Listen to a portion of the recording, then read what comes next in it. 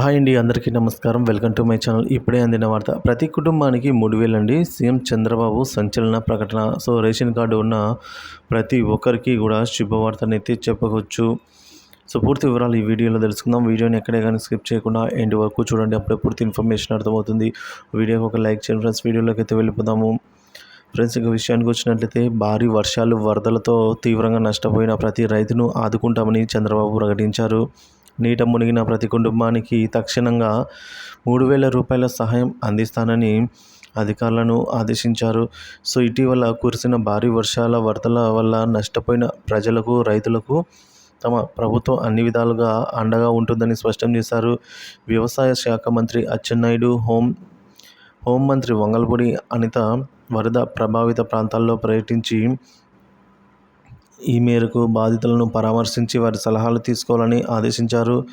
అదేవిధంగా నష్టం అంచనాలను పరిశీలించాలని సంబంధిత జిల్లాల మంత్రులు కూడా తమ ప్రాంతాల్లో జరిగిన నష్టం వివరాలను సేకరించి సమర్పించాలని ముఖ్యమంత్రి సూచించారు.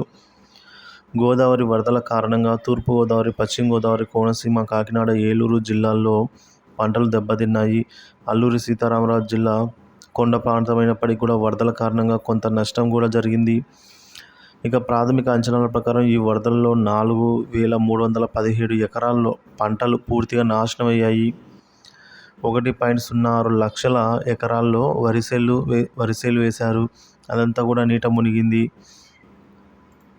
3,160 ఎకరాల్లో మొక్కజొన్న, అలాగే 960 ఎకరాల్లో పత్తి నాశనమైంది. అయితే క్షేత్రస్థాయికి తీసుకెళ్తే ఈ నష్టం మరింత పెరిగే సూచనలు కనిపిస్తున్నాయని ప్రభుత్వం చెబుతోంది. ప్రకృతి వైపరీత్యాల సమయంలో ప్రజలను పూర్తిగా ఆదుకోవాల్సిన బాధ్యత ప్రభుత్వానిదేనని చంద్రబాబు స్పష్టం చేశారు. ఇంతకుముందు కూడా హుదూద్, అలాగే తిట్లీ తుఫాను సమయంలో ప్రజలకు సాయం చేశాం. ఇప్పుడు ఈ 5 జిల్లాల్లో విపత్తులో నష్టపోయిన ప్రజలందరికీ కూడా మేము ఆర్థిక సాయం చేస్తాము అని చెప్పారు. వరద బాధితులందరికీ కూడా మేము భరోసా ఇస్తున్నాము మరియు ప్రతి కుటుంబాన్ని ఆదుకుంటామని చెప్పారు. వరదల వల్ల తీవ్రంగా నష్టపోయిన ప్రతి కుటుంబానికి 25 కిలోల బియ్యము, 1 కిలో పప్పు, అలాగే 1 లీటర్ పామాయిల్, 1 కిలో బంగాళాదుంపలు, 1 కిలో ఉల్లి అందిస్తున్నాం. గతంలో ఎన్నడూ లేని విధంగా ఇళ్లలోకి వరద నీరు పూర్తిగా చేరి పునరావాస కేంద్రాల్లో ఉంటున్న వారందరికీ ఒక్కో కుటుంబానికి 3,000 రూపాయలు అందజేస్తామన్నారు.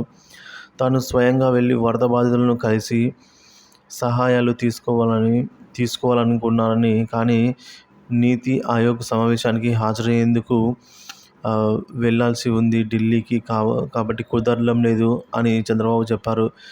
ఎన్ని పంటలు నీళ్ళ మునిగిపోయినా కూడా ఇన్పుట్ సబ్సిడీ ఎంత ఇస్తారు, రైతులను ఆదుకునేందుకు ఏం చేయాలో చెప్తేనే రైతులను ఆదుకునే బాధ్యత ప్రభుత్వం తీసుకుంది.